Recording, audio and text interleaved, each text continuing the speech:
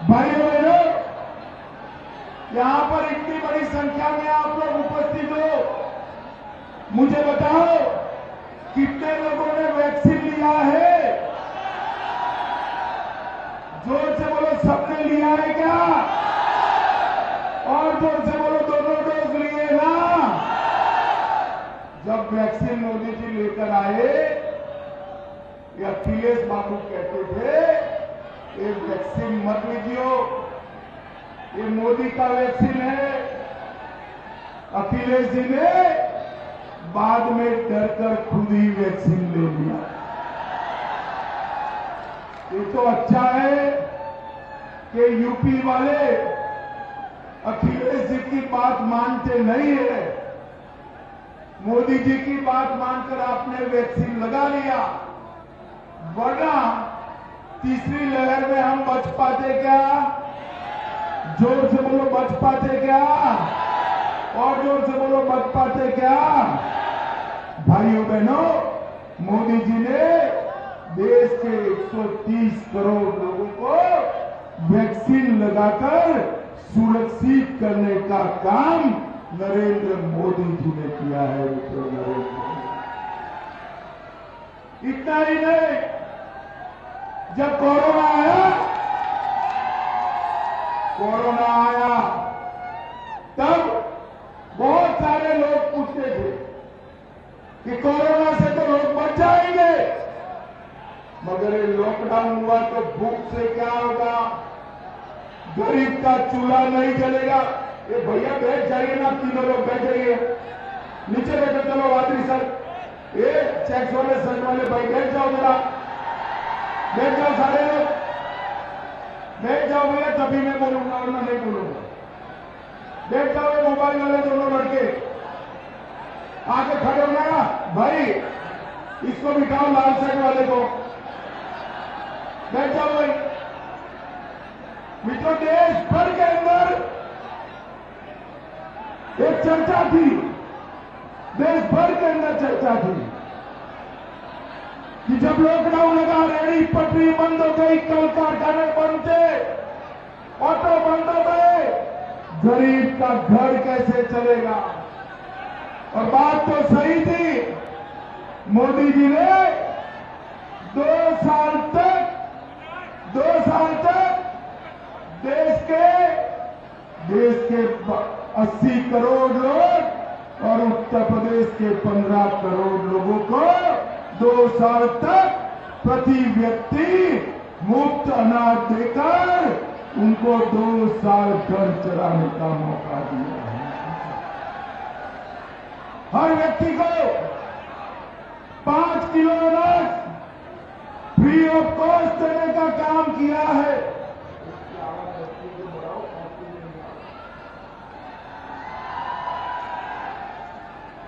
हर व्यक्ति को 5 किलो अनाज देने का काम किया है। और योगी जी ने अनाज के साथ साथ खाने का तेल, दलहन और नमक देकर सबके घर का चूल्हा चालू रखने की व्यवस्था की। माताओं, भाइयों, बहनों, मुझे बताओ, समाजवादी पार्टी की सरकार ये कर सकती थी क्या? जोर से बोलो, कर सकती थी क्या? अरे मुफ्त अनाज छोड़िए, 2 रुपया किलो चावल और गेहूं जो मोदी जी भेजते थे, वो भी अखिलेश बाबू नेपाल में बेच लेते थे। नेपाल में ये भारतीय जनता पार्टी की सरकार है जो देश के अंदर गरीबों की चिंता करती है। उत्तर प्रदेश के अंदर 1,67,000 इतनी सारी माताएं बहनें बैठी हैं, जोर से ताली बजाना। 1,67,000 माताओं को गैस का सिलेंडर और चूल्हा देने का काम भारतीय जनता। 2,61,00,000 घरों के अंदर शौचालय बनाने का काम भारतीय जनता पार्टी की सरकार ने 1,61,00,000 41 लाख घरों के अंदर बिजली पहुंचाने का काम भारतीय जनता पार्टी की सरकार ने 42 लाख गरीबों के लिए आवास बनाने का काम भारतीय जनता पार्टी की सरकार ने किया और 15 करोड़ लोगों को 5 लाख तक का पूरा स्वास्थ्य का खर्चा फ्री ऑफ कॉस्ट करने का काम भारतीय जनता पार्टी की सरकार ने। मित्रों, मैं आज आपको बताने आया हूं कि हम हमारा संकल्प पत्र लेकर आए हैं। अरे भाई नीचे करो, इसको नीचे करो, समझते नहीं हो, बैठ जाओ। अरे नीचे करो फोटो, समझते नहीं हो भाई।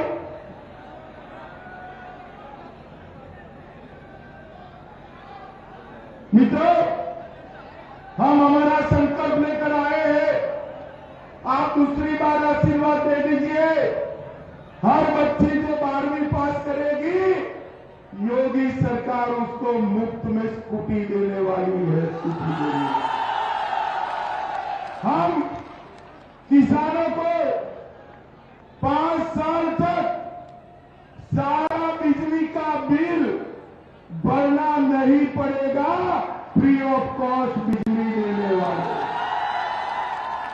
माताएं बहनें यहां बैठी है, जिनके पास भी उज्ज्वला का गैस है, होली और दिवाली में एक गैस आपको 2 गैस साल में मुफ्त सिलेंडर मिलेंगे। मित्रों, मुफ्त। 10 तारीख को काउंटिंग है, 20 को होली है, 10 को भाजपा सरकार बना दो, 20 को मोदी योगी सरकार आपके घर में गैस का सिलेंडर भेज देगी। गैस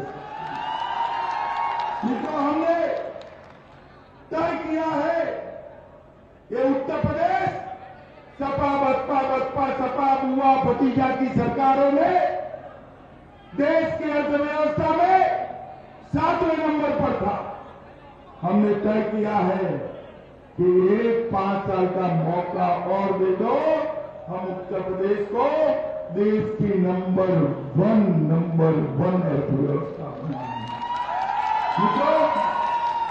हर परिवार की आय 2 गुना करेंगे और हर एक्सप्रेस वे पर इंडस्ट्रियल पार्क बनाकर हम युवाओं को रोजगारी के लिए 10 लाख करोड़ का उद्योग लाने का काम करेंगे। हर जिले में एक मेडिकल कॉलेज बनाएंगे और हर साल यूपी से 7,000 बच्चे डॉक्टर बनकर यूपी की गरीब जनता की सेवा करेंगे। कानपुर के अंदर मेगा लेजर पार्क बनाएंगे, जिससे हमारे दलित भाइयों को रोजी रोटी मिल पाए। 30,000 करोड़ के निवेश के साथ 6 बड़े हेल्थ पार्क स्थापित करेंगे और 3,000 करोड़ से हर किसान को डेयरी के साथ जोड़ने का काम ये भारतीय जनता पार्टी। मित्रों, अखिलेश बाबू की जो सरकार चलती थी, वो अपने परिवार के लिए इतने सालों तक इन्होंने सरकार बनाई। अखिलेश आते थे तो एक जाति का काम होता था, बहन जी आती थी तो दूसरी जाति का काम करती थी। सबका काम कभी होता था क्या? होता था क्या? होता था क्या? मोदी जी आए, सबका साथ, सबका विकास करना। और मैं कहने आया हूं, हम जातिवाद को इस राज्य से उखाड़ कर फेंकने में सफल हुए हैं। तो मैनपुरी वालों को मैं कहने आया हूं, एक बार जिले की सभी सीटें कमल खिला दीजिए, हम बताएंगे विकास कैसे होगा। मित्रों, अखिलेश जी के समय में पूरे उत्तर प्रदेश के अंदर माफियाओं का शासन था। ये माफिया बाहुबली आते थे, पुलिस डर के मारे भाग गए। आज 5 साल योगी जी की सरकार चलने के बाद माफिया पुलिस से भागता है, माफिया पलायन करता है। भाइयों बहनों, मुझे बताओ, ये आजम खान करके बड़े तुरम खान हुआ करते थे ना, होते थे या नहीं होते थे? जरा जोर से बोलो, होते थे या नहीं होते थे? कहां है? कहां है ये अतीक अहमद? कहां है ये मुख्तार अंसारी? कहां है? अखिलेश जी आए तो जेल में रहेंगे क्या? रहेंगे क्या? देखो, मैनपुरी वालों, साफ हिसाब है। अखिलेश है तो बेल मिलने वाला है। मोदी जी आए, योगी जी आए तो जेल मिलने वाला है। माताओं, भाइयों, बहनों, उत्तर प्रदेश के अंदर माताओं बहनों की सुरक्षा नहीं थी। हमने एंटी रोमियो कोड बनाई। आज किसी की हिम्मत नहीं है उत्तर प्रदेश की माताओं बहनों के सामने नजर उठाकर देखने की, किसी की हिम्मत नहीं। और अखिलेश बाबू, एक जगह पे आप कहते थे कि क्या हुआ है, क्या परिवर्तन हुआ है? जिनकी आंखों पर पीला चश्मा होता है ना, इसको सब कुछ पीला ही दिखाई।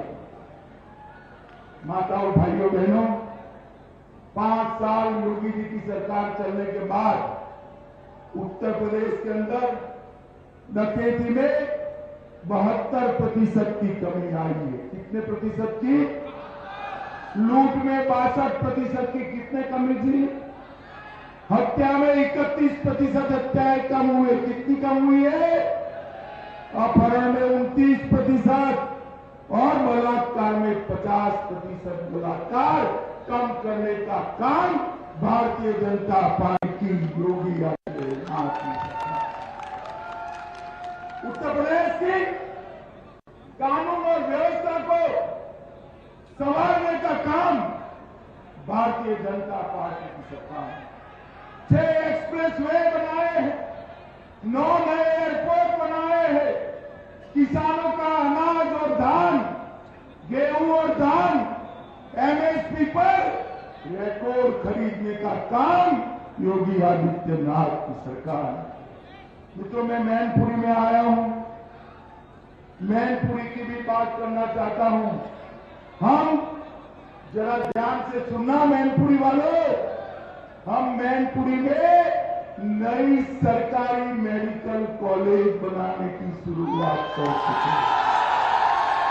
मैनपुरी के अंदर 40 नए स्वास्थ्य उपकेंद्रों का लोकार्पण हमने कर दिया। भोगांव के सुल्तानगंज में नागला कांकन के निकट काली नदी पर ब्रिज बनाने का काम मुलायम सिंह जी के समय से बाकी था, योगी जी ने समाप्त कर दिया। हमने मैनपुरी के अंदर पीएचसी बनाने का काम पूरा कर दिया है और अकेले मैनपुरी जनपद में 4 नए ऑक्सीजन प्लांट मोदी जी ने लगा दिए। जनपद में 27 नए मार्गों का शिलान्यास कर 165 करोड़ के रोड बनाने की शुरुआत भी भारतीय जनता पार्टी की सरकार ने। और अकेले मैनपुरी के 4 लाख किसानों को हर साल 6,000 रुपया सीधा डीबीटी के माध्यम से भेजा जाता है। अब तक 503 करोड़ रुपया मोदी जी दिल्ली से बटन दबाकर आपके अकाउंट में।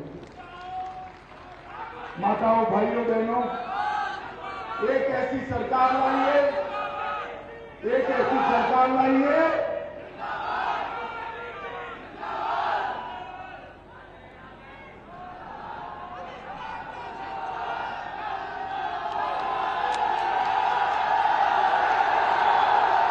भारत माता की, जो एक ऐसी सरकार लाइए जो अपने परिवार के लिए काम न करे।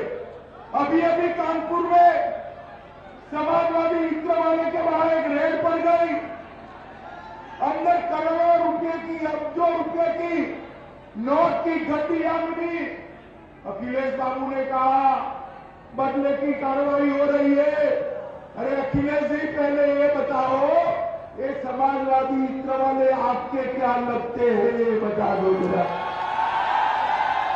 अरे माताओं, भाइयों बहनों, ये पूरा स्टेज भर जाए ना, इतनी नोट की घटिया लगी, 6 गाड़ी भरकर इसको दिल्ली जेल ले जाना पड़ा। मुझे बताओ, कोई भी हो, भ्रष्टाचार का पैसा हो तो मोदी जी ने रेड करनी चाहिए या नहीं करनी चाहिए? जोर से बोलो, करनी चाहिए या नहीं करनी चाहिए? अरे अखिलेश बाबू, किसको डराते हो? भ्रष्टाचार का पैसा जहां जहां छुपाया है, पाताल खोदकर उसको गरीबों के लिए सरकार ने खजाना। भाइयों बहनों, उत्तर प्रदेश के विकास के लिए ये 5 साल में भारतीय जनता पार्टी ने बहुत कुछ किया। मैं आपको बताने आया हूं, मोदी जी ने देश को सुरक्षित भी किया। 10 साल तक, 2004 से 14 तक सोनिया मनमोहन की सरकार चलती थी, सपा बसपा के समर्थन से चलती थी, और आए दिन ये आलिया मालिया जमालिया हमारे देश में घुस जाते थे। भाई घुसते थे या नहीं घुसते थे? जोर से बोलो, घुसते थे या नहीं घुसते थे? हमारे जवानों का सर काट कर ले जाते थे, मगर मनमोहन सिंह उफ नहीं। मोदी सरकार आई, भाजपा सरकार आई, उन्होंने पुलवामा और उड़ी में हमला किया। 10 ही दिन के अंदर मोदी जी ने एयर स्ट्राइक और सर्जिकल स्ट्राइक कर पाकिस्तान के घर में घुसकर आतंकवादियों का सफाया। और मित्रों, मोदी जी ने दुनिया भर के अंदर ये संदेश भेजा कि भारत की सीमा और भारत की सेना, उसके सामने आंख उठाकर कोई देश आर्थिक स्वावलंबन की ओर अग्रसर होता है। मैं भी सिरसागंज से आ रहा हूं। सिरसागंज में हरिओम यादव जी एक बात कह रहे थे सिपाही खानदान किसी को आगे बढ़ने नहीं देगा, इसलिए मैं उससे अलग हो गया हूं। और यही होता था, पूरी नौकरियों पे डकैती डालते थे, नौकरी निकलती थी, चाचा भतीजा वसूली के लिए निकल पड़ते थे, नौजवान के भरोसे के साथ खिलवाड़ करते थे। आज भर्ती निकलती है तो फिरोजाबाद और टुंडला का नौजवान भी भर्ती में भाग लेकर के उसमें स्थान प्राप्त करता है। पुलिस की भर्ती में, शिक्षकों की भर्ती में, सरकारी नौकरियों में उसको भी सम्मान मिलता है। परंपरागत उद्यम को बढ़ावा देने के लिए सरकार कार्य कर रही है, तो फिरोजाबाद की चूड़ी ही नहीं बल्कि फिरोजाबाद की कांच की आइटम घर घर में आज विराजमान हो रही है। लाखों नौजवानों को रोजगार मिल रहा है, लाखों लोगों को रोजगार भी मिल रहा है, और फिरोजाबाद को एक पहचान भी मिल रही है। भाइयों बहनों, समाजवादी पार्टी की सरकार 5 साल में